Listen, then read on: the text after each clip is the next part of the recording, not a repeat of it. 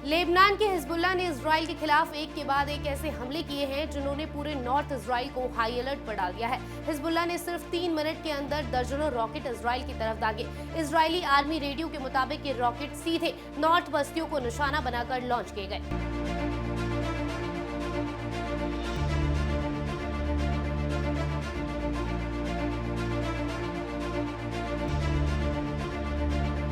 Hezbollah ने खुद इन हमलों की जिम्मेदारी लेते हुए साफ कहा है कि ये कार्रवाई इजराइल के हमलों के जवाब में की जा रही है और तब तक जारी रहेगी जब तक इजराइल अपनी जारिहाना कार्रवाई नहीं रोकता।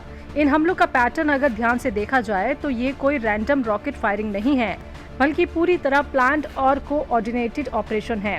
मंगल शाम 7 बजे बिंत जुबैल के नॉर्थ किनारों पर इजरायली फौज के जमावड़ों को टारगेट किया गया, यानी सिर्फ शहर नहीं बल्कि सीधे मिलिट्री पोजीशंस पर हमला।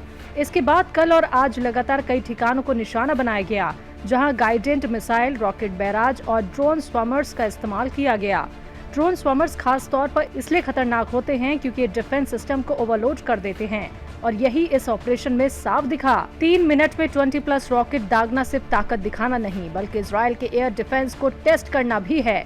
इजरायली मीडिया खुद मान रहा है कि इसके अलावा करीब 10 और रॉकेट वेस्टर्न अल जलील की तरफ से दागे गए, यानी हमले मल्टी लेयर और लगातार थे। हिजबुल्लाह का ऑफिशियल बयान साफ है, ये हमले सीज फायर वायलेशन और साउथ लेबनान के गांव पर इजरायली हमलों का जवाब है। और सबसे अहम लाइन, ऑपरेशन तब तक जारी रहेंगे जब तक हमला बंद नहीं होता, यानी ये कोई 1-2 दिन की झड़प नहीं बल्कि एक लंबा और लगातार चलने वाला दबाव है।